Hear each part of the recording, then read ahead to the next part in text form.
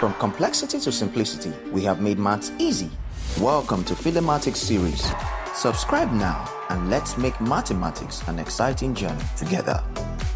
Factorize 3 minus 2x minus x squared.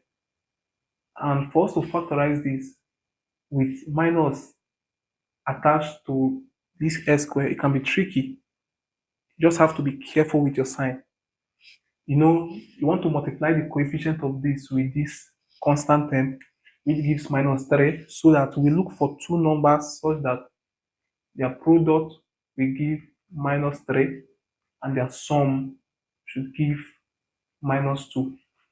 That two numbers should be minus 3 and plus 1, because minus 3 times 1 is minus 3 and minus 3 plus 1 is minus 2. So in place of minus 2s, we substitute minus 3x and minus and plus x.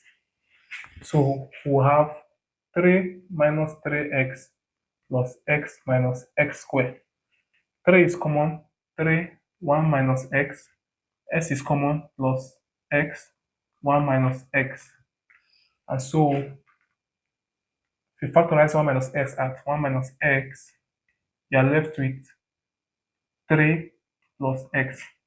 Of course, 3 plus x can be written as x plus 3, which is D.